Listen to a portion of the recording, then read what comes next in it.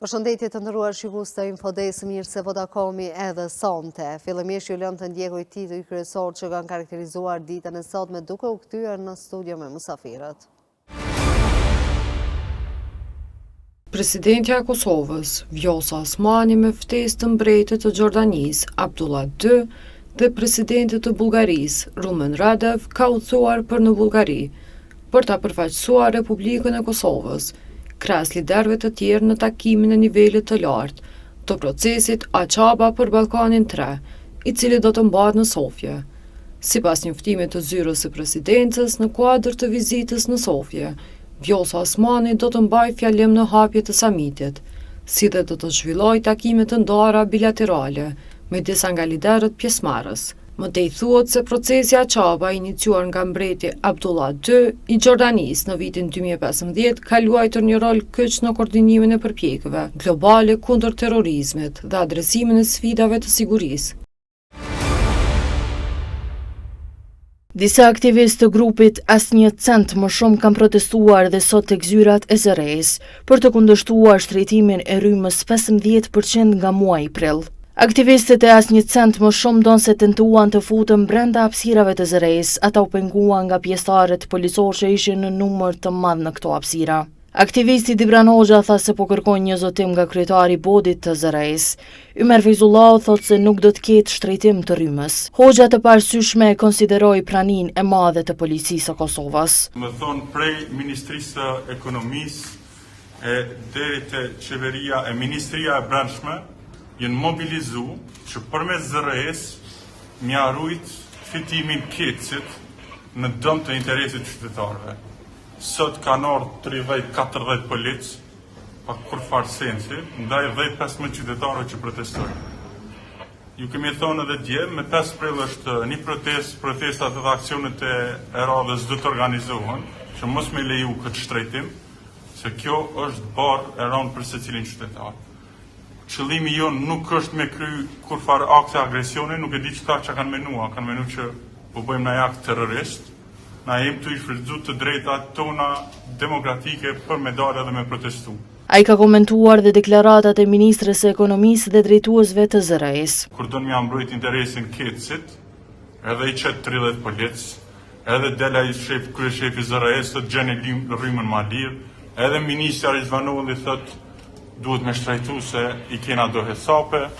kjo nuk ka kur farë sensi çfarë të ndodhë në këtë shtetin tonë. Për shkak të pakënaqësive më 5 prill është paralajmëruar dhe një protestë në Prishtinë. Kryetaria e partisë Unioni Social-Demokrat Duda Balaj, pas takimit që zhvilloi me kryeministrin në detyrë Albin Kurti, tha se janë në faza takimesh dhe kanë parashtruar disa kërkesa të komunitetit bosnjak. Balaj tha se nuk morën konfirmim nga Kurti, por as nuk kanë dhënë konfirmim. Ajo tha se takimin e ardhshëm nuk e kanë caktuar, derisa u shpreh se kanë takuar dhe partitë opozitare dhe se kërkesat janë të njëjta. Sot na kemi pas takimin e parë dhe në fakt unë dola para kryeministrit kërkesat që na si bosnjak kemi. Nuk kemi marrë asnjë konfirmim edhe nuk kemi jap asnjë konfirmim, domethënë është takimin e parë. Tash për tash domethënë jemi në fazë e bisedimave kur gjë më konkrete. Për kërkesa unë fola disa herë, domethënë është komuna e Bosnjakëve, është reforma në arsim,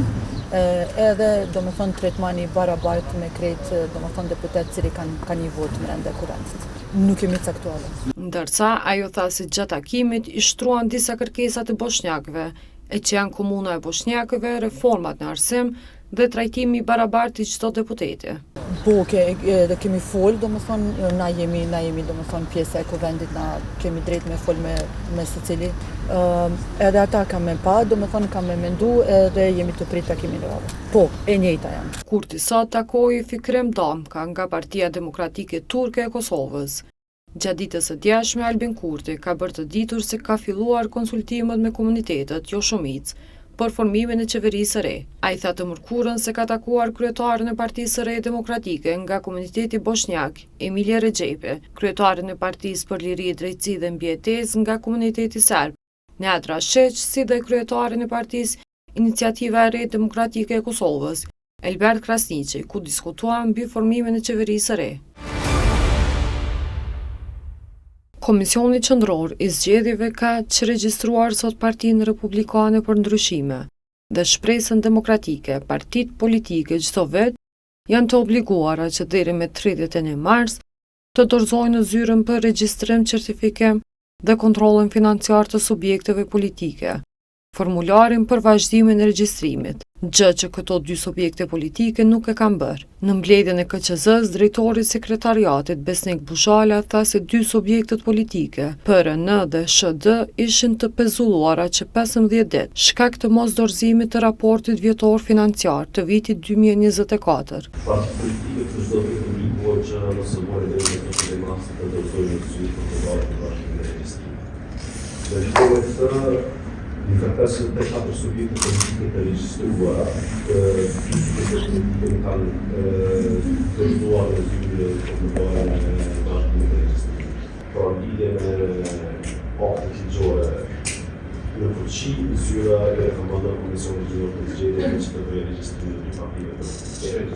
që regjistrimin e dy partive politike, Partia Republikane për Ndryshime dhe Shpresa Demokratike. Po ashtu të dy subjekte politike janë edhe të pezulluar gjithashtu para 15 ditë për shkak të mosdorëzimit të raportit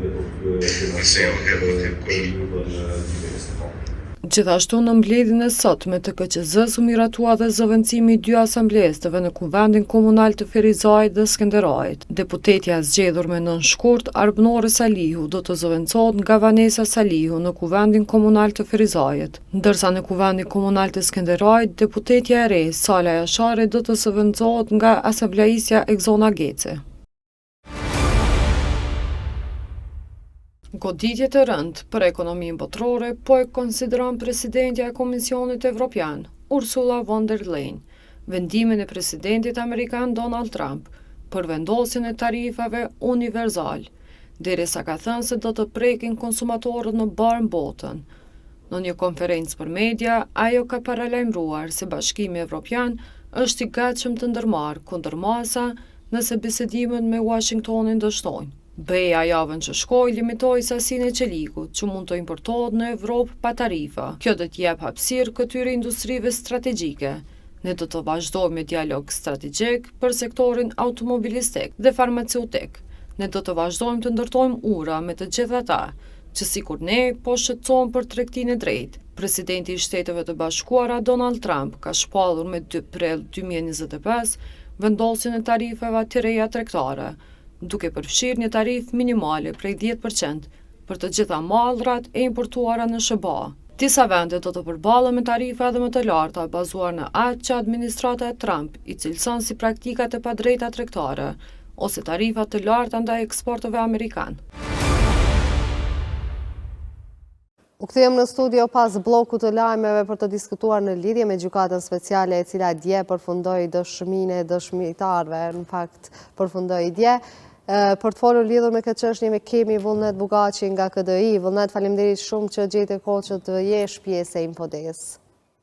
Ju faleminderit edhe juve për ftesën, përshëndetje edhe për shikuesit e televizionit tuaj. Vullnet, ne kemi pa dje që ka përfunduar dëshmitë e dëshmitarëve në dhomat e specializuara atje në ku po bëhen ish-krerët e USHK-s, pra. Si e keni pa juve këtë çështje, pra, a duhet të vazhdohet paraburgimi i ish-krerëve? Okej, fillimisht duhet me sqaru që pak a shumë dje dhe këtë javë ka përfunduar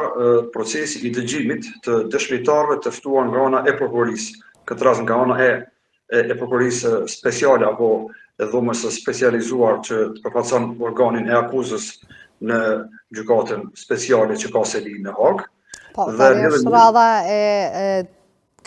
ish-krerëve ta japin dëshminë e tyre dëshmitarët. Dhe rrjedhimisht pas përfundimit të kësaj procesi ose kësaj faze të procedurës gjyqësore, janë edhe disa hapa të tjerë që duhet kalohen që të vije deri të themi ashtu shpallja e vendimit gjyqësor në rastin në fjalë. Pra, me qenë se kam përfunduar procesi i dëgjimit të dëshmitarëve të ftuar nga ana e prokurorisë, tashmë është radha që të fillohet me analizimin e provave dhe dëgjimin e dëshmitarëve të ftuar potencialisht nga ana e mbrojtjes së të akuzuarve, këtë rast të ish-krerëve të ushtrisë shqiptare të Kosovës, por që sa ata tentojnë dhe synojnë që ta shfrytëzojnë këtë mundësi. Nëse eventualisht apo hipotetikisht mbrojtja vlerëson që pas dëgjimit të dëshmitarëve të akuzës, në këtë rast të prokurorisë speciale, nuk është nevoja që të humbet kohë dhe të vazhdohet me procedurat e zakonshme të ftesave dhe të dëgjimit të dëshmitarëve të ftuar nga ana e mbrojtjes, atëherë procesi mund të shkurtohet tej mase dhe rrjedhimisht kalohet direkt në administrimin e provave materiale, ku gjykata i shqyrton të gjithë dokumentacionin dhe provat që janë prezantuar me rastin e ngritjes së akuzës dhe me rastin e trajtimit gjyqësor të këtij rasti. Dhe pas përfundimit të provave materiale, atëherë kalohet në fjalën përfundimtare të palëve dhe të pritet shpallja e vendimit. Tashti, sa i përket çështjes së vendosjes apo dhe heqjes së masës së paraburgimit, unë konsideroj që me përfundimin e dëgjimit të dëshmitarëve të prokurorisë është konsumuar tashmë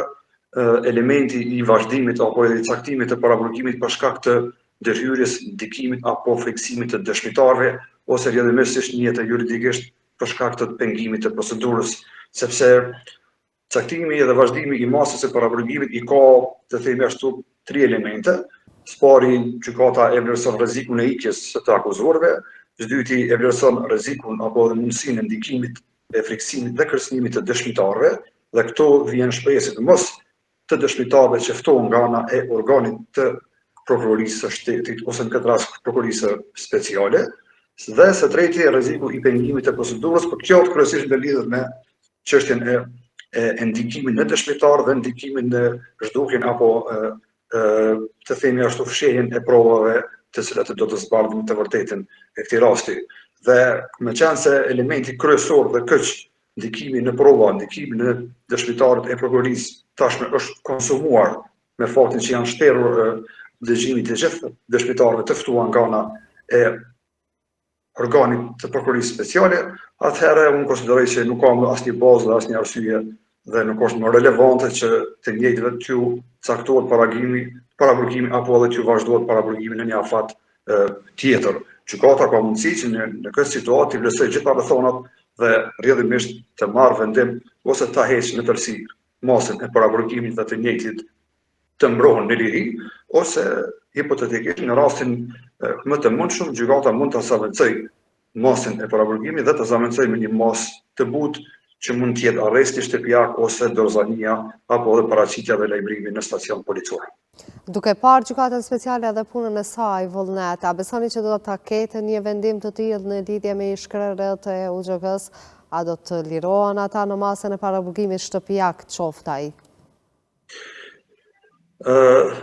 Gjasa që kjo të ndodhë, unë i shoh pak të mundshme, për faktin se duke i parë edhe arsyetimet e vazhdimit të këtyre masave të paraburgimit e të cilat dorën zemër nuk është edhe janë të qëndrueshme në kuptimin e provave materiale si dhe e vërtetimit të asaj që të njëjtit qoftë të kanë rrezik të iksjes apo të ndikimit në dëshmitar ose të friksimit dhe kërcënimit të tyre. Besoj që paksa gjyqtarët dhe dhomat e specializuara nuk është si janë duke ruajtur rolin e tyre karshi respektimit të parimeve dhe ligave të drejta të njerëzit që egzistojnë të gjitha palët e akuzuara në procedurë. Kjo për faktin se shumica e vendimeve me cilat është vazhduar paraburgimit për këta persona kanë qenë vendimet pothuajse shabllon, jo mirë të mbështetura në prova dhe duket se për më tepër është të themi ashtu një fallëj frike e kësaj dhome ose e këtyre gjyqtarëve të gjykatës speciale që potencialisht po të vendosnin në ndërmarrjen e ndonjë mase më të butë qoftë heqjes së masës së paraburgimit apo zavancimit të saj, ata konsiderojnë që kjo mund të jetë rrezik për shqyrtimin e mëtejnë të procesit gjyqësor dhe ata vlerësojnë që ndoshta edhe ka mundësi që të njëjtit edhe të arratisën hipotetikisht dhe të mos mund të gjenden dhe të sillen para gjykatës. Po unë besoj që kjo nuk mund të ndodhë dhe nuk do të ndodhë nëse eventualisht veç heqet masa në fjalë, por shkak se unë besoj që këta ish-krerët e ushtrisë shqiptare të Kosovës kanë interes që procesi të përfundojë sa më shpejt dhe kanë interes që të mirë sa më shpejt një vendim me të cilën besoj dhe shpresoj që do të jetë në favorin e tyre, sepse duke parë dhe ndjekur procesin gjyqësor që nga fillimi pothuajse edhe mënyra se si është ngritur akuza dhe mënyra se si janë trajtuar provat gjatë procesit gjyqësor, unë nuk është se shoh ndonjë bazë ose provë të sigurt dhe të brendshme për të shpallur vendim tjetër ka shqytëve. Vullnet ju keni përcjell punën e... Po. Vullnet juve keni përcjell punën e gjykatës për tërë këtë kohë që janë arrestuar ish-krerët atje, por e kemi pa edhe procedurat e të zgjatura të dëshmitarve e kështu. A mendoni se do të ketë edhe vazhdim të më të jeshëm të kësaj gjykate, edhe do të ketë shumë dëshmitar nga ana e ish-krerëve? Nuk e di sa është numri i dëshmitarëve të propozuar nga ana e mbrojtjes së akuzuarve, nuk kam informat të saktë mbi numrin e saktë të dëshmitarëve të propozuar, mirë po marrë për bazë deklarimet e avokatëve të tyre, sidomos konferencën e djeshme të mbajtur nga avokati i presidentit Faqi, zoti Misetić, ai njoftoi që i kanë parasysh edhe disa dëshmitar, por jo numër të madh, ai tha se do të kemi dëshmitar ose numër të kufizuar të tyre, për shkaktin që ata vlerësojnë që duhet të dëgjohen ata dhe përfundoj sa më shpejt marrjen pyetje e tyre, në atë mënyrë që të hyjmë në fazën tjetër të administrimit më të shpejt të procesit gjyqësor. Megjithatë është taktik themi ashtu e mbrojtjes, ata e vlerësojnë se sa do të jetë numri prej tyre, dhe ata vlerësojnë se kush nga këta dëshmitarë janë të nevojshëm dhe janë relevant për ta zbehur atë akuzën e prokurorisë dhe për t'i hodhur poshtë gjitha pretendimet e prokurorisë speciale, sepse ndodhet me saru për hir të opinionit publik, kur fton mbrojtja dëshmitar, i fton për qëllimin që me i hodh poshtë gjitha pretendimet e dëshkimeve të ofruara nga ana e prokurorisë speciale dhe rrjedhimisht para gjykatës do të ballafaqohen pretendimet e dëshmitarëve të prokurorisë edhe të pretendimet e dëshmitarëve të ftuar nga ana e mbrojtjes, dhe gjitha janë këto burim i provës në procedurë penale, dhe si rrjedhoi, unë besoj që mbrojtja, edhe nëse do të ftoj hipotetikisht dëshmitar, do të ketë dëshmitar të saktuar, të cilët do të shpërfaqnin në mënyrë të themi ashtu të qartë dhe bindëse sjelljet dhe veprimet që i kanë kryer këta zyrtarë ose këta ish-krerë të ushtrisë qendrore të Kosovës në atë mënyrë që të hudhen poshtë dhe të kontestohen të gjitha pretendimet e dëshmitarëve të ftuar nga ana e prokurorisë. Vullnetën falenderoj shumë që gjete kohë që t'jesh pjesë e Infodesk dhe të na sqarosh për publikun çështjen e parabukërimit të ish-krerëve. Ju faleminderit shumë dhe rrjedhimisht si përfundim unë do doja me konkludu faktin që juridikisht dhe proceduralisht unë nuk besoj që ka ndonjë arsye që kjo masë e parabukërimit t'ju vazhdohet këtyre personave dhe rrjedhimisht nëse do të hiqej një masë e tillë, unë besoj që kësaj gjykate do t'i permisoj sa të pak edhe imazhi në Kosovë, por edhe do të permisoj sa të pak edhe besimi i publikut dhe i të akuzuarve dhe i qytetarëve në tërësi mbi punën dhe funksionimin e kësaj gjykate, sepse deri me tani të gjithë jemi dëshmitarë që ka një imazh dhe ka një mungesë të besimit, sepse të zgjatja e masës së parabukërimit është në kundërshtim me gjitha standardet e lirive dhe drejtave të njeriut dhe pothuajse edhe në kundërshtim me gjithë praktikën të themi ashtu të gjykatës evropiane për drejtat e njeriut. Dhe përfundimisht po të ishme në pjesë e Këshillit të Evropës, po të kishme një mundësi të atakonim vendimet e institucioneve në gjykatën evropiane për drejtat e njeriut, jam i sigurt që këto vendime mbi caktimin dhe vazhdimin e një pasnjëshëm të masave të parabukërimit do të kontestoshin në gjykatën evropiane për drejtat e njeriut dhe rrjedhimisht do të kishin edhe masa të tjera dhe më të buta. Shpresojmë që në fund gjykimi të jetë i drejtë të paktën. Faleminderit shumë Vullnet që ishe pjesë e Infodesk. Ju përshëndes, faleminderit. Neve do të lidhemi edhe me një lidhje direkte, pra do të jetë aurandolli i asnjë cent më shumë, ku dje ka mbajtur një protestë në lidhje me shtrejtimin e rrymës. U kthyem në studio për të diskutuar lidhjen me çështjen e shtrejtimit të rrymës, ku dje dhe sot janë mbajtur disa protesta, pra për me fol për këtë çështje kam Dibran Hoxhën nga asnjë cent më shumë. Dibran, faleminderit shumë që gjete kohë që t'jesh pjesë e Infodesk. Faleminderit që na keni konsideruar për këtë intervistë. Dibran, ne kemi pa që sot keni mbajtur edhe një protestë tek zyra e rregullatorit. Si shkoi protesta sot, pasi që dje pam që pat edhe arrestime edhe një mënyrë pak më brutale se që jemi mësuar? Po sot grupi organizativ ka ardhur në një lloj konkludimi që për hir të vetë çështjes edhe mobilizimit dhe vetësimit të një farmase të publikut të gjanë, edhe pse nuk ka shumë nevojë për vetësim, se ata në fund të muajit do e ndjejnë këtë padrejtësi përmes çmimit, domethënë rritjes së çmimit të energjisë elektrike, po sot na konsiderojmë që duhet me dal edhe me bo një lloj aksioni simbolik, duke kërku para ZRE-s një zëtim që ata nuk e shtrejtojnë rrymën. Natyrisht na ishim të përgatitur që ka me pas forca policore, se dje e bllokum zyrën e ZRE-s, edhe dje kërkum këtë zëtim, po në mos kaq të madhe të pranisë të forcave policore asna se kishim paraqiku, kemi 2-3 furgon të policisë jashtë, mrana në korridore, jashtë me civil, muj me thonë që rreth 40 trupa të forcave policore, për një çështje që është shumë e drejtë me u kërku, edhe nëse ajo dje u përtretizu si një akt dhune, besoj qytetarët e kanë pa që na nuk kemi tentu, nuk kemi provoku dhe as nuk e kemi pas qëllim dhunën dhe as nuk do e kemi në aktivitetet vijuse. Na kemi dash përmes trupave tonë, përmes mjetit të protestës, me tregu që po bëhet një padrejtësi. Edhe ky ka qenë qëllimi prej fillimit edhe ashtu mbetet. Ju tha që keni pas një numër goxhat madh të policëve pra sot gjatë protestës. Pse gjithë ky numër i policëve duke ditur mënyrën patësore t'jujen që çysh keni protestu dje edhe sot? Na jemi arrestu 12 aktivistë dje, edhe jemi kanë të vetëdijshëm edhe kemi qenë gatshëm për në atë lloj aksioni që e kemi bo, po nuk kemi ushtru asnjë lloj dhune edhe asnjë provokim nuk kemi bo. Na kemi dashur me tregu që shtrejtimi i energjisë elektrike për 15%, marrë parasysh që vitin e kaluar u shtrejtu edhe 15%, para 2 viteve vendos blok tarifa, është një lloj padrejtësie që po na përcjell vit mas viti dhe kjo nuk është e vetmja, sepse me rritjen e çmimit të energjisë elektrike rriten edhe produktet bazë, edhe shtrejtohet jeta ose kosto e jetesës në përgjithësi. Prandaj, me gjas, policia ka vendosur me u mobilizu, është urdhër i brendshëm, është praktike tyne, ata e vlerësojnë vetë, ama në logjikën institucionale, na po e vërejmë që Ministria e Ekonomisë dhe Energjetikës, Qeveria e Kosovës,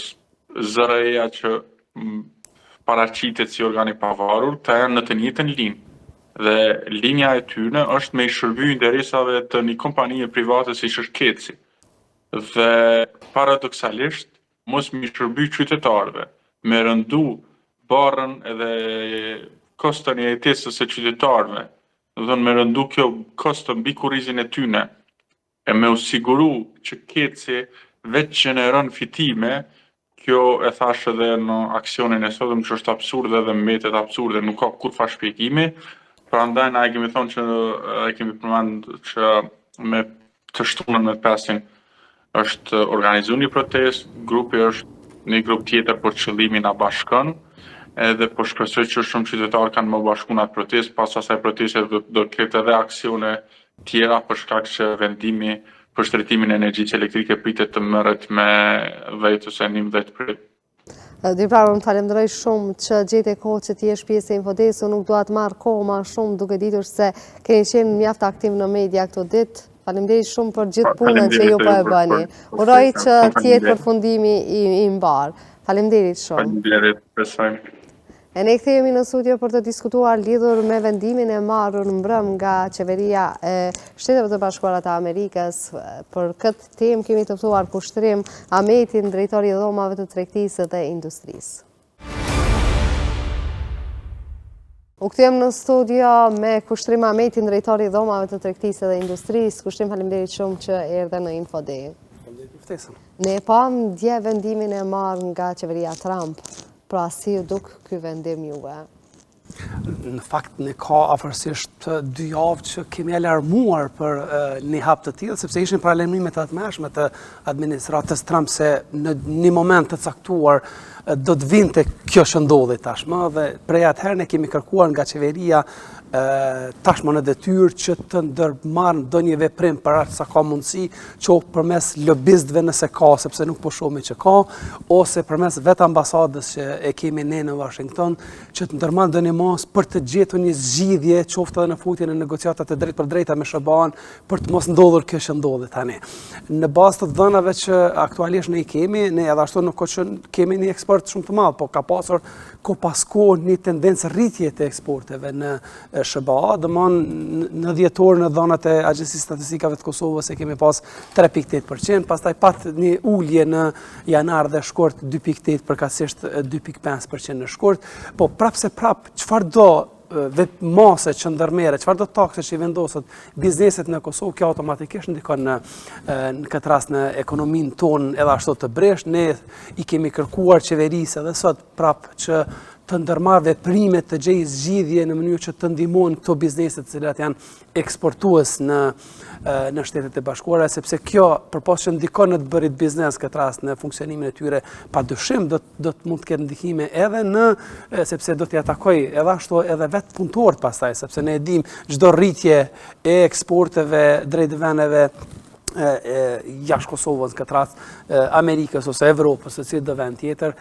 ndikon normalisht edhe në rritjen e mirëqenies së kompanisë, rritjen e mirëqenies të punëtorëve, rritjen e numrit të punëtorëve dhe çdo veprim i kundërt i kësaj ndikon në të kundërtën e gjithë këtyre.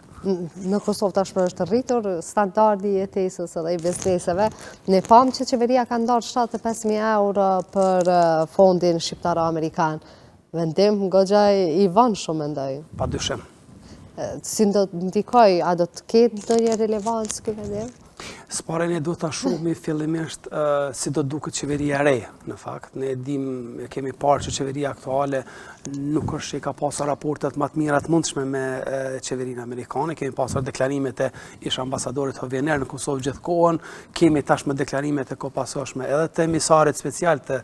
administratës Trump, në këtë rast Richard Grenell. Shohim që nuk është që raportet janë më të mira të mundshme siç kemi dëshirë dhe siç duhet t'i kishim në fakt. Kjo mbetet të paktën të shohim se si do të duket qeveria ardhshme.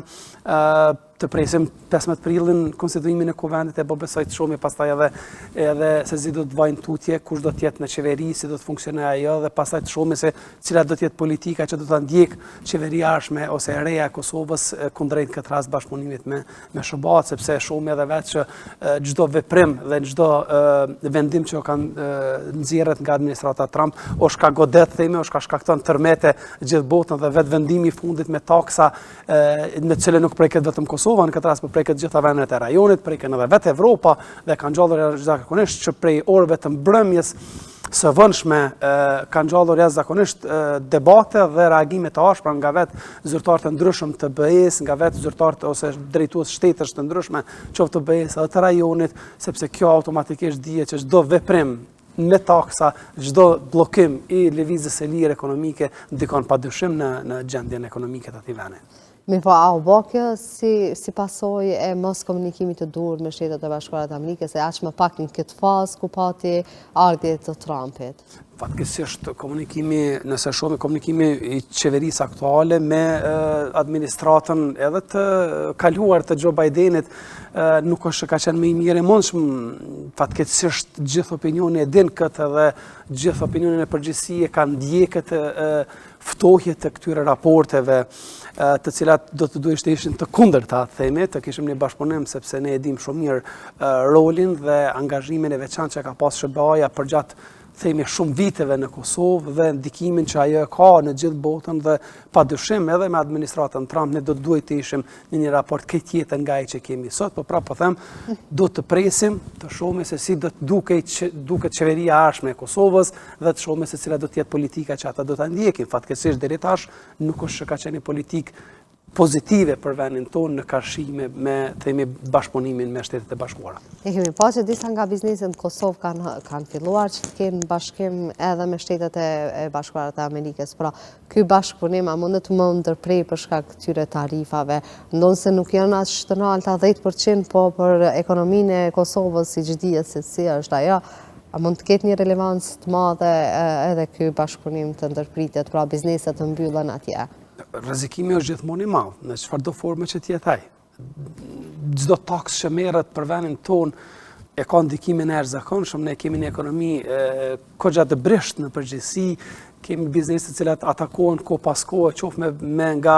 zhvillimet e jashtme që ndodhin, po edhe këto zhvillimet edhe vendimet që po ndodhin në Kosovë, dhe nuk është që është situata më e mira mundshme të themi në mënyrë që bizneset tona të ishin sa më atraktive dhe në bashkëpunim. Po të paktën, me qenë se kishim një lëvizje drejt SBA-ve, kemi disa marrëveshje të mëhershme ekonomike me ta, do të mund ta shfrytëzonim edhe më shumë, qoftë edhe në rritje të eksporteve, qoftë edhe në rritje të investimeve të huaja në këtë rast edhe nga vetë Shtetet e Bashkuara të Amerikës, sidomos nga mërgata jonë që është atje, që janë jashtëzakonisht biznesmen shumë të fortë dhe shumë të rëndësishëm, dhe do të kishin pasur shumë mundësi për vendin tonë që ta ngrisin ekonomikisht dhe bëjmë një vend më i zhvilluar sa që jemi sot. Pra, edhe kjo çështja e luftës së Ukrainës na ka ndikuar goxha shumë edhe tek ne, pra, edhe tek bizneset kosovare, pra, fillimisht u fal tashmë edhe shtrejtimi i rrymës që do të bëhet edhe për 15%. Qa do të ndodhë me bizneset kosovare pas këtyre shtrejtimeve të rrymës që do bëhen? Ne jemi shprehur që nga ditët e para kur ka nisur konsultimet e sidomos në momentin që zyra rregullatorit të energjisë fillimisht vetvetiu propozoi rritjen për 15%, e më pas kur u pa që ndodhen shumë reagime, pastaj reagoi tha jo tash. Ishte edhe juve që e drejtu tek Po. Domon ishte vetë veprimet e zërres ishin goxha të çuditshme, domon fillimisht tha po shkoj me 15%, e më pas e konsideroj sikur punë të kryer atë, edhe pse ishte koha ende ishin afatet e hapura themi për konsulta themi ose dërgim të komenteve të ndryshme nga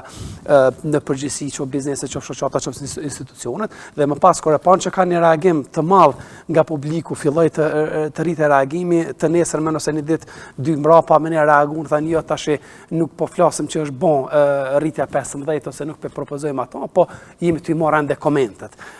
Kjo në fakt e ka shkaktu gjithë kjo situatë, gjithë ky zë i madh që u hap kundër këtij vendimi, në një farë mënyrë konsiderojmë që edhe e shtyu marrjen e këtij vendimi tashmë deri më 11 prill siç u paralajmëruar së fundi, edhe pse me rregullat në përgjithësi që i ka zërreja janë që nga prilli hyjnë në fuqi gjithmonë tarifat e reja energjetike, cili do jetë vendimi. Ne jemi kundër këtij hapi, s'pari fillimisht sepse ka munguar një diskutimi hapur i zërrejës, i cili si takon edhe me ligj ta bëjnë gjë të tillë.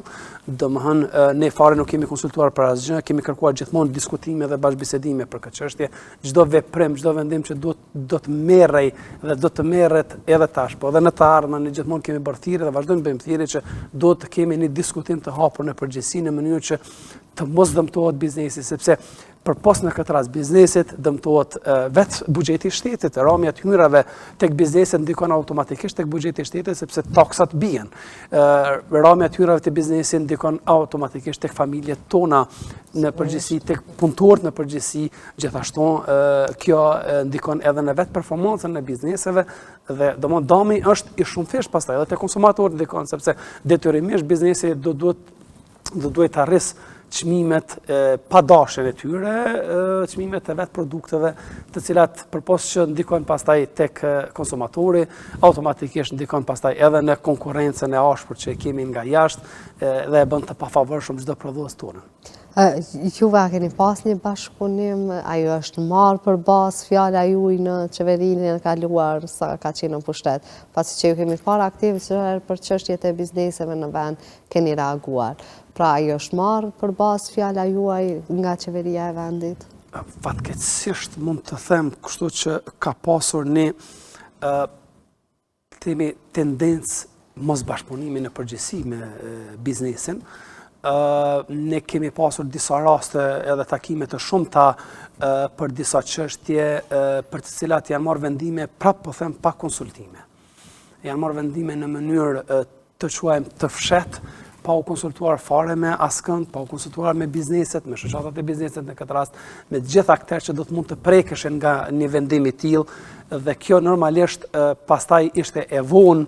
çdo veprim që do të merrej, sepse damat vetëm shkonin çdo ditë e më shumë duke u rritur dhe ne gjithkohën çdo takim që kemi mbajtur me gjithë institucionet e vendit pa përjashtim, tërkohën ne kemi bërë thirrje që jemi të gatshëm të bashkëpunojmë, jemi të gatshëm të japim kontributin ton për cilin do veprim hap që do të mund të ndërmarrim tutje që edhe nëse është për të mirën e vendit, po të paktën kur merrem vendimi le të jetë siç duhet të diskutuar në mënyrë që hapat të mos jenë të shpejt, që themi ne të lëvizin 2-3 shkallë tutje, pa pasur të paktën një lëvizje të sigurt në mënyrë që biznesi në vendin tonë të mos atakohet tërkohën nga qeveria këtë rast dhe nga institucionet në përgjithësi. Ne kemi pa kushim që shpesher është treguar një farë mënyre mos bashkëpunuese me gjithë ata njerëzit që kanë dashur të bashkëpunojnë me ta. Mirë, po pse po bëhet kjo gjë?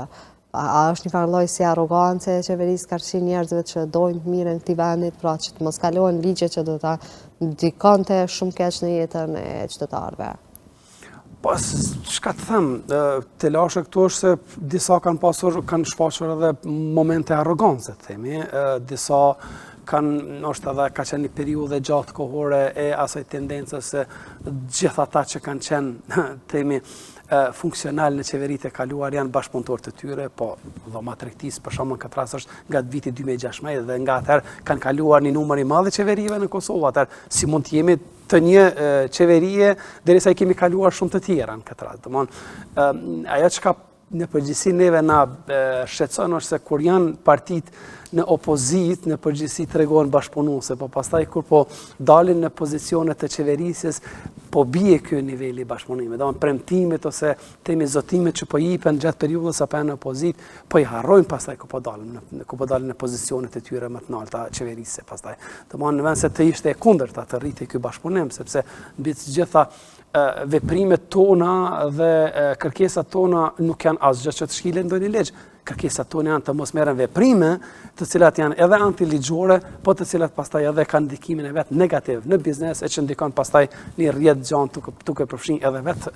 në këtë rast buxhetin e Kosovës, sepse buxheti jonë varet vet nga taksat e biznesit dhe qytetarëve në përgjithësi. Kushtim ne kemi pa që edhe shumë biznese në vend fatkeqësisht kanë shku drejt falimentimit edhe gjë që do ta dëmtonte edhe më tepër dhe do ta rëndonte gjendjen e qytetarëve të vendit. Mirë, pse po bëhet kjo çështje? Është politika botërore ka ndikuar kaq shumë edhe tek ne? Më shumë konsideroj që po ndikon politika vendore sa e botërore në fakt, me thënë drejtën. Kryesisht politika botërore ka ndikuar në një pjesë të eksporteve edhe ka ndikuar sidomos në rritjen e çmimeve të importeve. Këtë kemi parë ko pas kohë. Po problemi më i madh tek ne është veprimet që ndërmerren nga institucionet pa pasur asnjë konsult. Ne kemi hapat e ndërmarr para rreth 2 vite po bën afërsisht kur u bë ligji për pronën publike, i cili u bë pa asnjë konsultim me bizneset në mënyrë të heshtur. U diskutuar në për temi qeveri dhe në këtë rast në Komisionin Kombëtar, po nuk kemi ftuar asnjëherë, nuk kemi njoftuar asnjëherë se po bëhet një gjë e tillë, domthonë gjithë kemi marrë vesh në momentin që është bërë themi kur u bën votimi i tij në Kuvend dhe pastaj pam dëmët që po i shkakton, pasojat që pastaj u shkaktuan. Ne kemi bizneset tona që janë anëtarë, të cilat janë buz falimentimit në situatë jashtëzakonisht të vështirë. Kemi bizneset që vinë nga margimi që kanë investuar, kanë ndër kapitalin e tyre në Kosovë dhe ata janë sot në një gjendje jashtëzakonisht të vështirë. Mi po kushtim ne kemi pa që në rajon ju jep kushte më të mira bizneseve të vendit, pra që ta bëjnë punën e tyre, ndërkaq që në Kosovë po i rëndohet çështja. A do të ketë ikje të bizneseve kosovare tek ato të rajonit? Rreziku është gjithmonë i madh. Ne ka rreth 3 javë afërsisht që kemi alarmuar sepse disa bizneset tona janë intervistuar, kanë pasur diskutime dhe bashkëbisedime me zyrtarë të shteteve të rajonit, të cilët i kanë ofruar kushte kushte të jashtëzakonshme shumë më të mira, themi që i ofron sot Kosova për të kaluar qoftë biznesin e tyre aktual që ka në Kosovë, gjithë të bartën atje, ose zgjidhja tjetër, propozimi është i dytë, që të hapin një deg të rej atje, gjithmonë deg prodhuese në këtë rast, dhe ne kemi alarmuar, kemi kërkuar nga institucionet të veprojnë sa më shpejt, të zgjidhin disa prej ne kërkesave që kemi pasur gjatë gjithë kohës, të bashkëbisedojnë më shumë, të ulin taksat për disa pi produkteve, për disa pi bizneseve në mënyrë që ato të mos sa bëjnë lëvizjen. Bizneset tona kanë kaluar në për shumë sfida, si që kemi parë për gjatë viteve të ndryshme, dhe ata janë atakuar në mënyra të ndryshme nga çdo veprim. S'ka problem. Çdo veprim i jashtëm dhe i brendshëm në këtë rast, dhe ata janë të bërë të pamundurën për të qëndruar në Kosovë, po vjen një moment, themi, kur ti mbështetesh, themi, për murë dhe nuk ke asnjë mbështetje nga institucionet dhe je i detyruar detyrimisht të marrë një veprim që ta shpëtosh biznesin tënd. Dhe nëse ne nuk veprojmë, ne jemi shumë vonë pastaj edhe në këtë rast. Kushtimin kemi pa që ka pas edhe një numër të madh të ikjeve në vendet perëndimore, pra shumë të ri kanë lëshu vendin, po ashtu edhe shumë njerëz që kanë bërë biznese tashmë s'janë në Kosovë. Kjo po ndikon jashtëzakonisht keq tek gjendja në Kosovë. Kemi pa edhe numrin e regjistrimit të fundit ku pat një numër goxha të madh të njerëzve që e kanë lënë Kosovën. A do të rëngoj edhe me tepër ekonominë e vendit që të kjo ike njerëzve? Edhe profesionistëve që është më e keqja. Ne e dim shumë mirë, në 2014 një kja parë pa të rëndimin e vetë, tashmë e ka një rëndim edhe më të madh, sepse tash është një ikje shumë masive, sidomos të stafeve profesionale, është një ikje e jashtëzakonshme e tyre dhe biznesi jonë e ka të pamundur që të veproj, që të ndikoj, që të ndërhyj, që të ndaloj atë, sepse ne dim shumë mirë fuqia financiare e bizneseve jashtë si është, në krahasim me fuqinë financiare që kanë bizneset e ne. Dhe ne gjithmonë kemi kërkuar nga qeveria që të marrë incentiva të ndryshme, qoftë edhe ato që të jenë të përkohshme, që të paktën të tejkalohet kjo situata alarmante që ekziston tani në mënyrë që ne të veprojmë tutje. Ne në mungesë të stafeve profesionale që ka në Kosovë, ne kemi pasur disa takime edhe me Ministrinë e Jashtme që të gjejmë zgjidhje që të paktën profesionistë të ndryshëm që janë jashtëzakonisht të nevojshëm, inxhinierë të ndryshëm që janë jashtëzakonisht të nevojshëm për kompanitë tona që të vinë edhe nga jashtë. Ne ka interesim, themi, kemi arritur, bizneset tona kanë arritur që të gjejnë kontakte dhe gjejnë njerëz që mund t'i binë nga jashtë paktën për të shfrytzuar, themi, përvojën e tyre në ruajtjen e stabilimenteve, themi, në funksionimin e kësaj. E ç'është kjo përgjigja e ministrisë? Si them, përgjigjet e tyre janë gjithmonë që do të ndërmarrim një veprim, do t'ju ndihmojmë të bëjmë zgjidhje, por deri më sot s'kem pas një zgjidhje të tillë. Domthonë, sidomos ne janë disa vende aziatike ku ne do të mund të marrim punëtor në këtë po flas për punëtor profesional. Edhe ne kemi diskutuar disa herë këtë çështje, ne kemi tazëm kompani në Kosovë që janë investim korean, dhe në këtë rast ata e kanë gjithë teknologjinë koreane dhe në anën tjetër në vendet e rajonit dhe në Kosovë jo se jo, nuk mund të gjejnë profesionistë të fushës që mund të rregullojnë një makinerinë se e njëjta do të prishej. Ata do të presin me javë të tëra derisa të vjen një ekspert nga Korea për ta bërë themi kontrollin dhe për ta bërë rregullimin e asaj makinerie që prishej. Domthonë duke pasur themi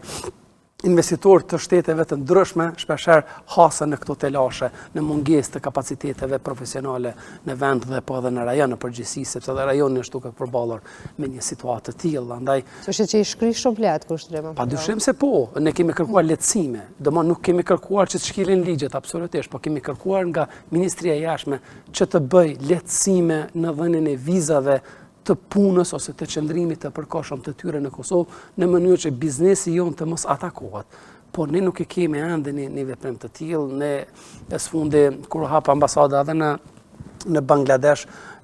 kërkesa parë e themi presidentit atje të atij vendi ka qenë që të bëhet një zgjidhje që të vinë punëtor profesional në Kosovë për të punuar. Domthonë gjithmonë për ata që e kuptojnë mirë se si funksionon sot, gjithë e shohin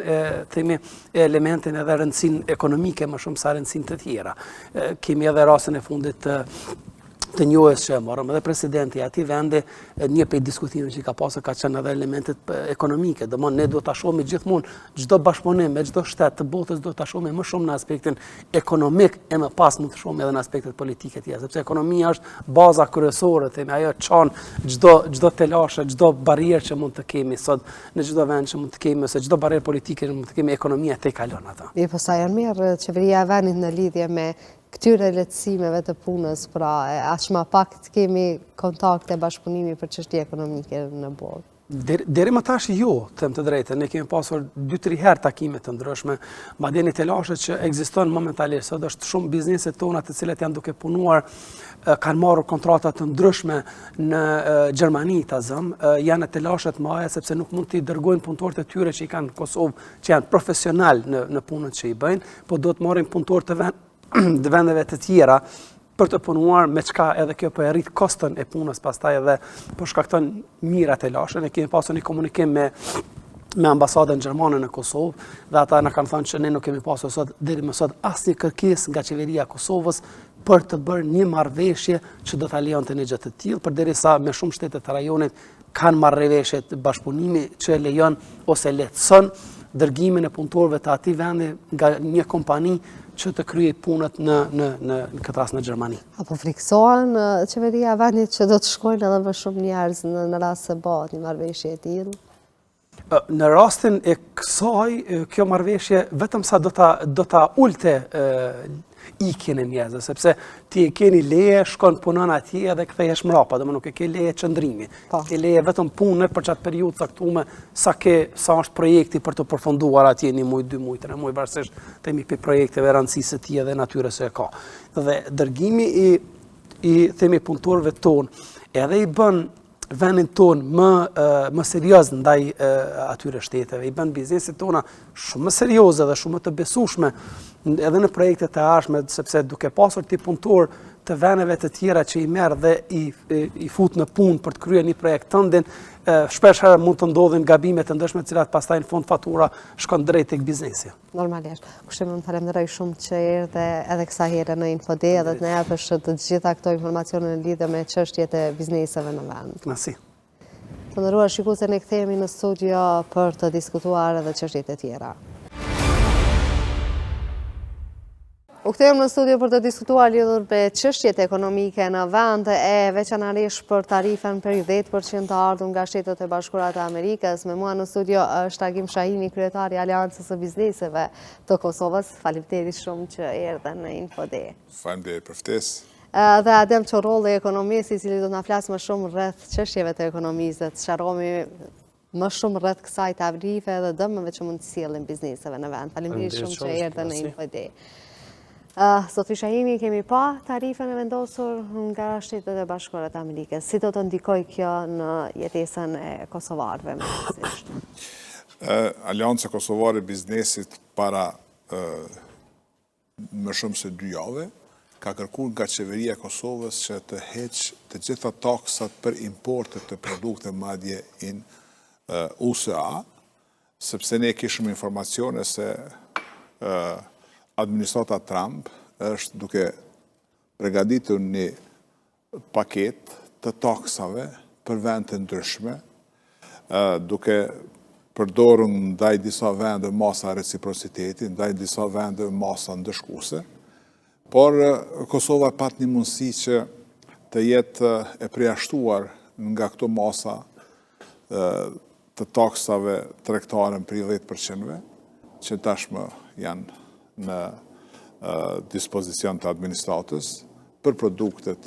dhe eksportet e Kosovës, dhe qeveria e Kosovës çdo herë është e vonuar në vendime, ndoshta edhe pse është në qeveri në detyrë, por kjo është dashur që askush nuk ishte me qenë kundër, sikur qeveria e vendit të merrte një vendim për të liruar gjitha importet nga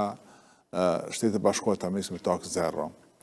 3 vitet e fundit Kosova ka eksportuar mbi 300 milion euro eksporte në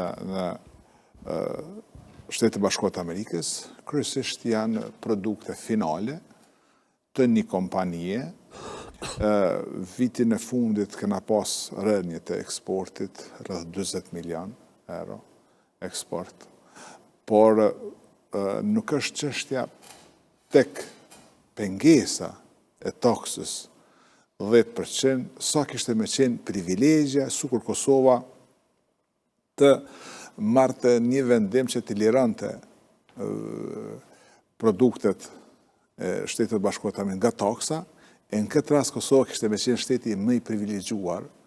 nga Amerika, ku nuk do të pagun shumë në 10%. Po pse u bë kjo bllokat, pra pse nuk I lirun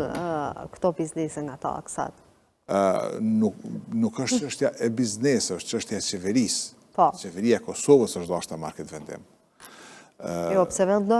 vendojnë marrjen e këtij vendimit pasi që erdhi kjo tarifë për 10%, që për kostot kosovare është tarifë e lartë, 10%, po ndikon. Ne do t'i paguajmë 10%, vazhdojmë t'i paguajmë edhe gjatë këtyre ditëve, edhe para këtyre ditëve, sepse Kosova ka aplikuar një taks 10%, pothuajse që nga themelimi I administratës doganore të Kosovës. Dhe ne kemi kërkuar të heqet kjo. Tash SBA, administrata Trump, ka marrë vendim që të vënë taksa për produktet që shkojnë nga Kosova. Prapë se prapë, Kosova dhe Shqipëria kanë mbetur dy shtetet më të privilegjuar pothuajse në botë me 10%. Në krahasim, nëse marrëm Serbinë 37% ja ka vënë taksën, Maqedoninë rreth 34%, apo Bosnën dhe këto vende të tjera. Por Kosova ka mujtë të jetë me taks zero, sikur të heqte në momenti ku ne I kërkuam para 15 ditëve qeverisë Kosovës të heqë taksat, të heqë dorë nga tarifat doganore për produktet e Shtetit të Bashkuar të Amerikës. Dhe kjo nuk u bë dhe tash jemi të barabartë dhe të drejta janë masat e reciprocitetit që administrata Trump ka marrë kundër Kosovës dhe gjitha vendeve. Administrata Trump ka marrë edhe disa masa ndaj disa vendeve, masa ndëshkuese. Por ndaj Kosovës ka marrë masat e reciprocitetit që nuk janë të njanshme kanë qenë deri sot masat e Kosovës, por duhet ta theksojmë se Kosova ka pasur një privilegj të eksporteve në Shtetet e Bashkuara të Amerikës mbi 5.000 produkte, të cilat janë eksportuar në Kosovë, janë eksportuar në Shtetet e Bashkuara të Amerikës nga Kosova me taksa zero. Dhe prapë se prapë ne ndoshta nuk kemi qenë falenderues ndaj gjitha këtyre privilegja që janë afruar nga administratat amerikane të një pasnishme dhe kemi ardhur deri te masat e reciprocitetit ndaj importeve dhe eksporteve të Kosovës. Zoti Çorolli, ne pam disa reagime të liderëve kosovar, pra a është kjo edhe një dështim I radhës I qeverisë të Kosovës në lidhje me mos komunikimin e mirë me Shtetet e Bashkuara të Amerikës? Realisht nëse kërkohet si analizë politike, ne e dim që ekonomia gjithmonë është procesuesi vendimeve politike, ashtu si që ceku edhe zotri Shahini, ne kemi rënë në lajthitje me këtë taks, sepse Amerika nuk ka taks për Kosovën, vetëm po e barazon taksimin mes dy vendeve, sepse ne jemi popull që jemi kriju nga ky vend dhe të gjitha këto degëzimet institucionale, qofshin ATK dhe qofshin ministri, janë harmonizu dhe gjithmonë janë subvencionu nga populli Amerikan, nga taksat e shteteve Amerikane, gjithsesi nga ambasada Amerikane, që ne të kemi institucione sot relevante dhe sigurisht të shkëlqyera. Por ajo që nxorrin në pa janë marrëdhëniet mes Kosovës dhe Amerikës, që asnjëherë nuk kanë qenë më të dobta, siç edhe janë cek, dhe kjo taksë nxorri në pa edhe një pagjumësi të pjesës së sektorit privat, kurse një gjumë të thellë për institucionet shtetërore, sepse të kesh taks për popullin Amerikan dhe për bizneset Amerikane, kjo është vetëm një humbje starti për bizneset tona, sepse me ndalesën e taksës ndaj Serbisë, qytetarët e vendit dhe bizneset e vendit tonë kanë gjetë zgjidhje për zëvendësimin e produkteve serbe, e sidomos lëndën e parë. Ne dim që importi prej produkteve amerikane gjithsesi ka qenë për lëndën e parë, kurse ne kemi eksportuar më shumë të pjesën e mobileve, të drurit dhe pjesën prodhimit të drurit, ku gjithsesi tashmë udhëheq edhe eksporti I trurit, ku ka shumë biznese në Kosovë që kanë marrëdhënie të mira të mbajtjes së kontabilitetit dhe pasqyra financiare, tash ka filluar edhe me projektim arkitekturë dhe pjesën e inxhinierisë, që kemi një marrëdhënie edhe të politikave call center, sales in home që e quajnë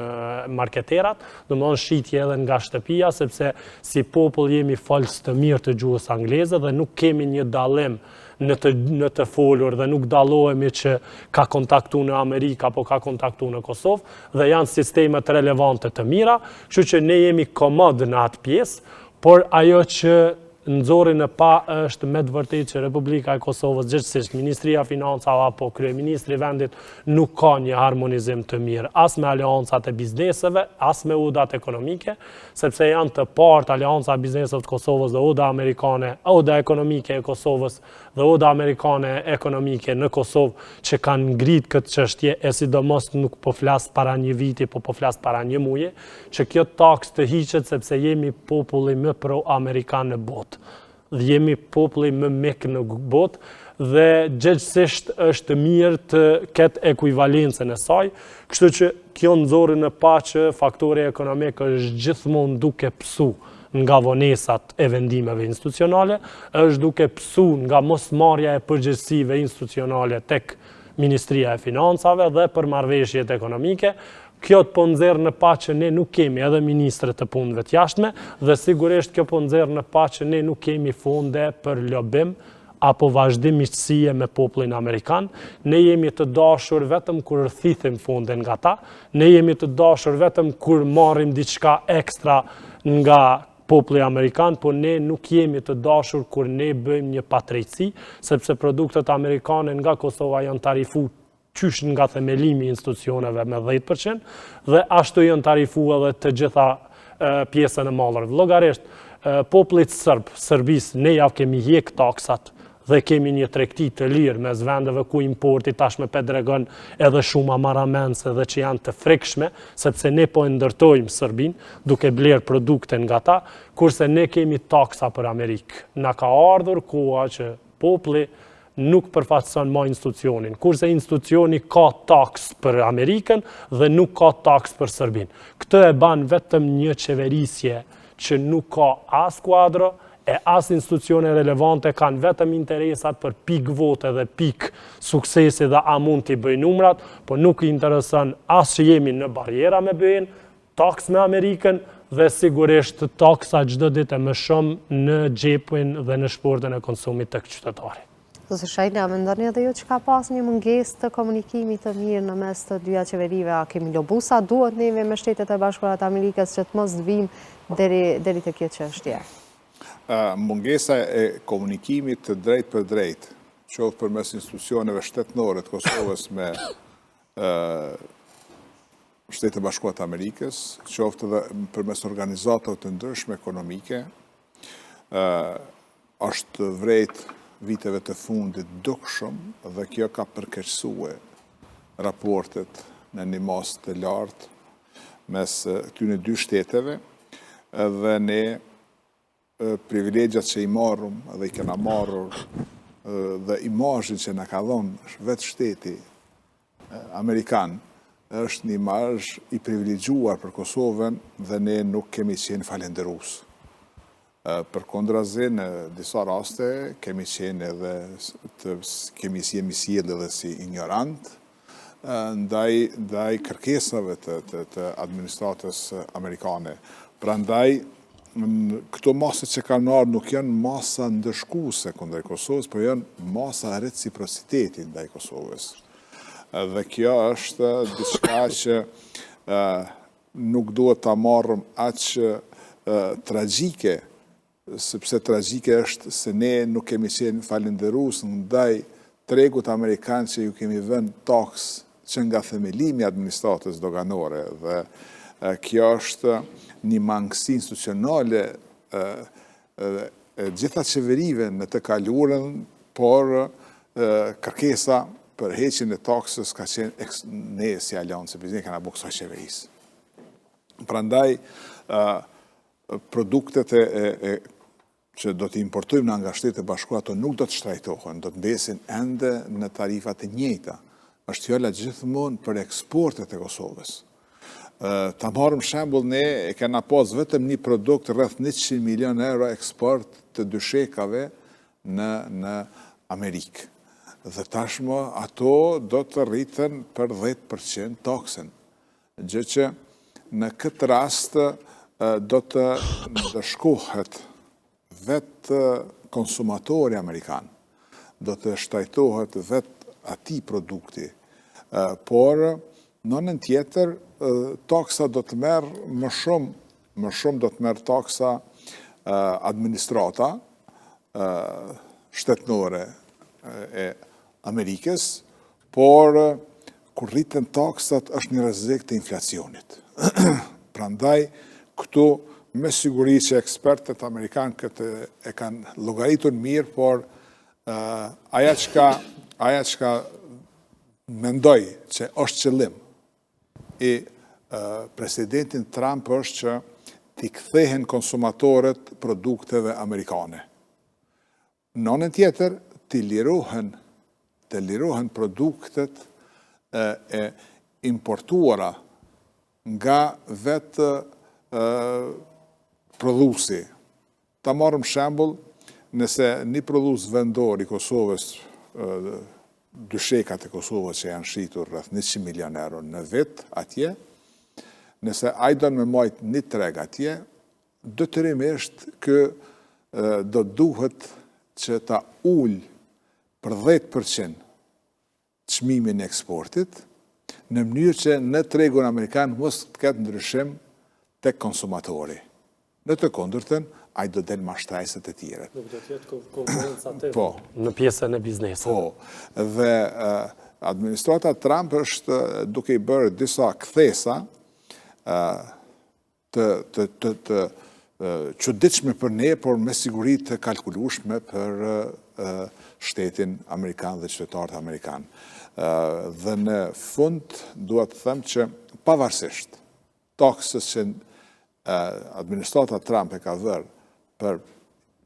produktet e Kosovës, prapë qeveria e Kosovës do duhet të merë një vendim të njanshëm tash, që të heqë të gjitha taksat për importet nga Shtetet e Bashkuara të Amerikës, në mënyrë që të bën kërkesën më pas të lirohen edhe eksportet e Kosovës. Kjo kishte me qenë një hap i mirë i qeverisë të Kosovës, por edhe gatishmëria duke promovuar partneritet ekonomik, duke promovuar bashkëpunim që ne dëshirojmë të vazhdojmë pa taksa shkëmbime tregtare mes dy shteteve tona. Mirë, po këto pak bizneset që kanë fillu që të shitën në Amerika, të rrezikojnë të mbyllen për shkak të kësaj takses? Jo, për arsye se ne nuk kemi asnjë biznes në Kosovë që e ka tregun e vetëm Amerikën. Amerika viteve të fundit është bërë treg shtesë dhe treg interesant. Nuk e besoj që dikush mund të rrezikon të mbyllet, por mund dikush që të ul aktivitetin e vetë për atje, nëse nuk ka mundësi të zbret çmimin, mund të ul fitimin. Sigurisht. Si mendoni se do të reagojnë bizneset kosovare? A mund të ketë ndonjë reagim jo të mirë dhe mbyllje të bizneseve ashtu siç e pyeta edhe parafolësit? Realisht, bizneset kosovare që kanë standard për të eksportu apo për të importu në Amerikë nuk do të thotë që ka një bagazh minimal.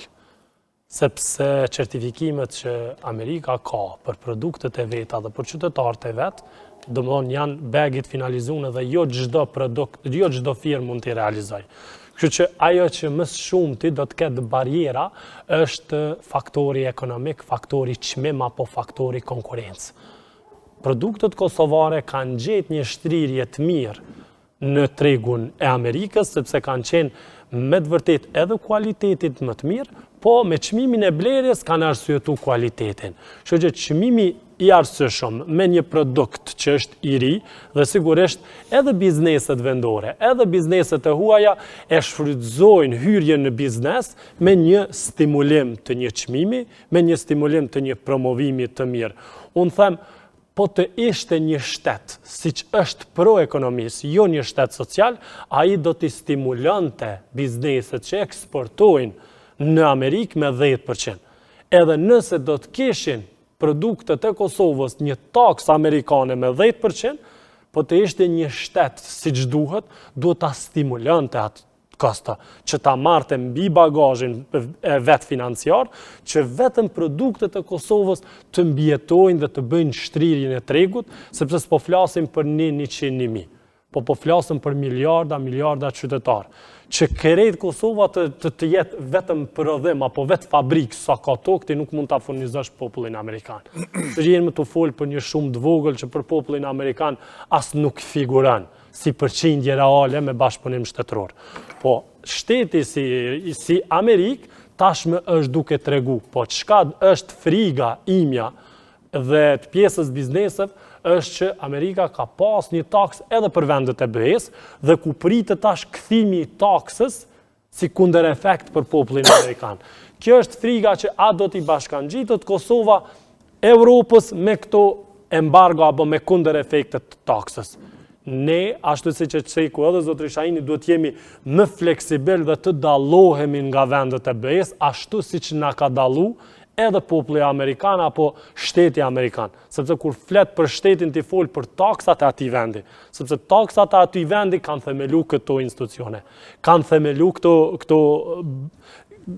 institucione që ne sot punojmë dhe kemi para tyre një fjalë republikë. Domthon, është po ky president që vetëm me një telefonat ka arritë njohjen e një vendi që mund themi është ekonomikisht më i fortë si që është Izraeli. Kështu që kjo është një shtrirje ekonomike që ne nuk duhet i themi Amerikës po vazhdojmë tashun ta kthej një taks. Jo t'i bashkangjitemi vendeve evropiane, sepse Amerika asnjëherë nuk na ka dashur si Evropë, po na ka dashur vetëm si popull shqiptar me besnikëri dhe me ndihmë solidar. Kështu që ne nuk e treguam atë, ne treguam që me të vërtetë jemi po si populli i BE-s, e që ne kemi mbet tash as me BE, as me Amerikë. Dhe këtë falë,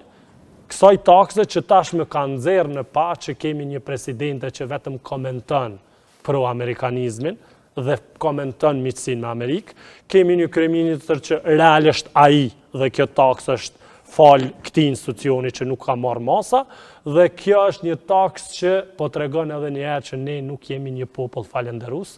sepse përqindja është shumë e vogël, është vetëm stimulative, po nuk është taks, po është një kthim i mirëqenies dhe i respektit për neve, për popullin amerikan. Kështu që këta më parë e hjekin taksën për Serbi, se sa e hjekin për Amerikë. Kështu që çka do që ndodh tashmë në tregun e ekonomisë, më nuk befasohem, sepse shporta edhe e bizneseve, edhe e qytetarit është gjithmonë në rritje, duke filluar edhe nga taksa e rrymës që tashmë është në fokus kryesor, dhe tashmë për mua është e kot, sepse ka arrit qëllimin, sepse brenda saj ka arrit 2 kostot të energjisë, ajo për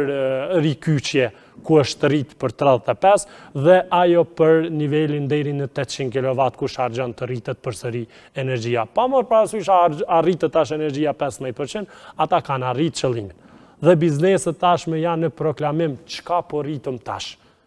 Inflacioni më në produkte është duke treguar rritjen e vetë që kam rrit deri në 135% të çdo produkti dhe po befasohen kur dalin me krenari dhe thonë jam kryeministër i vendit, ministër i vendit. Është tërp për këto institucione se çka janë duke i bërë këtij qytetari, se çka janë duke i bërë këtyre institucioneve dhe çka janë duke i bërë këtyre bizneseve që për lakmi për mu janë herojnë të parë pas lufte, që ku ballafaqohen me gjithë këto taksa dhe me gjithë këto rritje të vazhdueshme dhe asnjëri biznes nuk ka siguri a do të vazhdojë muajin tjetër.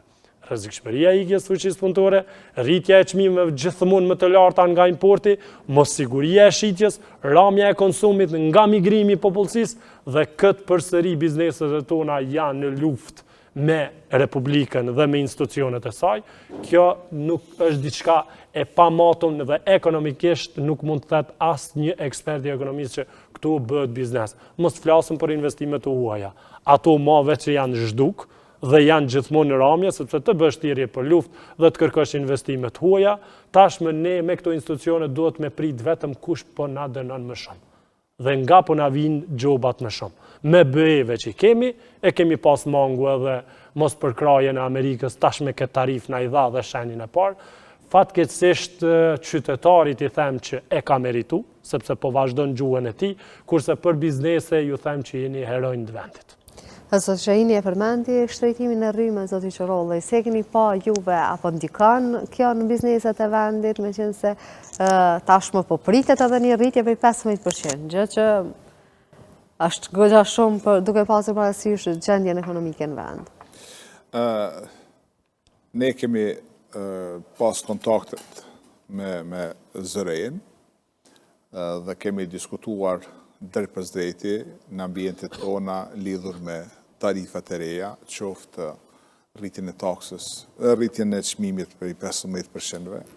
qoftë edhe tregun e hapur për biznese. Dhe arsyetimet janë që janë rritë kostot e importit të energjisë elektrike. Nuk kemi prodhim të mjaftueshëm të kekut, dhe që aja prodhon me potencial maksimal, po aja është kapaciteti saj, dhe ne tregun e hapur janë çmimet shumë të larta. Gjitha këto janë arsyetimet e tyre, por ne vlerësojmë që Kosova, ashtu siç folëm edhe më herët se nuk e heqi taksën për produktet dhe po vënohet me vendime, Kosova ka humbur mundësinë dhe shansin që ka pasur për të ndërtuar një termocentral, për të qenë lider i prodhimit të energjisë elektrike në Ballkan, duke refuzuar projektin e ndërtimit të termocentralit kompanisë prapë amerikane, dhe duke arsyetuar se do të rritet energjia elektrike për konsumatorët mbi 15% dhe tash vetëm u rret, ose pritet rritet me vendimin e ri. Ne e vlerësojmë që rritja e çmimit të taksës të rrymës për 15% është një goditje për qytetarët, të gjitha ata që e të kalojnë shpenzimin e energjisë elektrike sipas tarifave, po ashtu edhe për bizneset. Por kjo me këtë Kosova do të mbetet dhe do të bëhet spaku në këtë drejtim, shteti më i shtrejt në Ballkanin Perëndimor sa i përket energjisë elektrike. Sa i përket tregut hapur, ne vazhdimisht kemi kërkuar qeverisë që të hap tregun e energjisë elektrike, por mos bën diskriminim të distributerëve për energji elektrike. Në këtë rast, bizneset të cilat kanë më shumë se 50 punëtorë dhe kanë më shumë se 10 milionerë qarkullim, ata detyrohen që pas qershorit të blejnë energji elektrike në tregun e hapur. Dhe kjo në tregun e hapur nënkupton kështu, që bizneset aktualisht energjia elektrike është sot mbi 160 euro për megawatt orë blerja. Dhe aktualisht ne paguajmë dikun rreth 90 euro, aktualisht e paguajmë energji. Dhe bizneseve nga 90 në 150 ose 140 ose 160, neve na bjen që energjia elektrike për biznes do të rritet mbi 50%.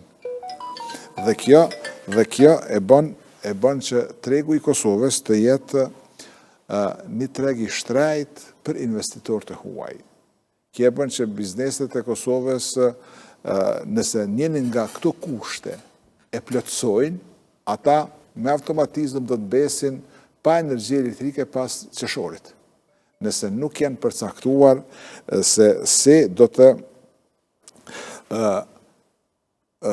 blejnë energjinë elektrike. Mendoj që kjo është një treg i hapur në mënyrë jo racionale, për arsye se Keci dhe Kesko, të cilat janë pothuajse distributerët kryesor të energjisë elektrike, ata do të kenë privilegjen ta blejnë energjinë elektrike me 29.5 euro në kek për megawatt orë, dhe ta shesin 70 dhe 90 euro, kurse distributerët tjerë nuk e kanë këtë drejt ta blejnë në kek, por ata detyrohen ta blejnë në bursa. Dhe kjo është diskriminim ndaj kompanive që janë licencuar. Aktualisht janë më shumë se 18 kompani të licencuara për distribuim të energjisë elektrike, por punojnë dikon një 5-6. Por kryesisht këto të dyja e mbulojnë mbi 90% tregut. Dhe kjo është një privilegj për ta, kurse në diskriminim për të tjerët. Dhe me automatizëm këta nuk kanë fuqi konkuruse në tregun e Kosovës. Në shumë, ende ne nuk e dim infrastruktura energjetike, si do të shfrytëzohet dhe sa do të paguhet. Për arsye se kjo është e mjegulluar për bizneset, sepse tashmë mund të bëhen disa biznese, të hapin një kompani dhe të blejnë energjinë e tregun e hapur, se do duhet detyrimisht ta bëjnë një. Por këto kompani do të paguajnë edhe autostradën energjetike dhe kjo do të mund të jetë e shtrejt. Ata mund të blejnë vetëmja mundësi edhe më së lirë që mund të blejnë në Shqipëri, në bursën e Shqipërisë, kurse në tregjet e tjera ende nuk është rregulluar kjo çështje. Mendoj që qeveria e Kosovës do duhet këtë vendim të ashtyjë dhe më tutje, të përgatitet mirë opinioni publik, të përgatiten sepse ligjet ekzistojnë, tregu është i barabartë për të gjithë dhe mos t'i jap privilegj askujt në këtë rast, dhe bizneset të cilat kanë nevojë për të blerë energjinë të kenë të drejtë të blejnë edhe në kek. Me çmim 29.5. E jo vetëm distributerët tradicional, ata të blejnë dhe të kenë këtë përfitim kaq të madh. Prandaj këtë vendim e shohim të nxituar, e shohim ngarkesë për biznes, e shohim ngarkesë edhe për konsumator.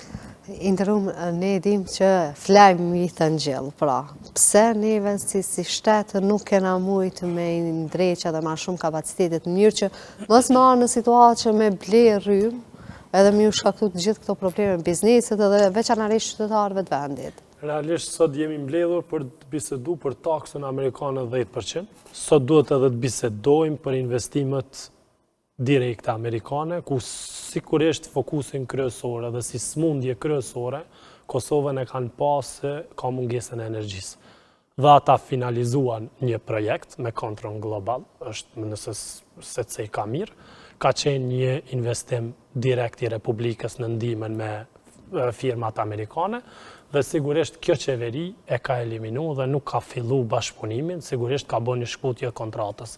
Dhe tash ne jemi para një lajthitje, sepse keku nuk mund të prodhon, për atë që prodhon e shetë sa për lëmosh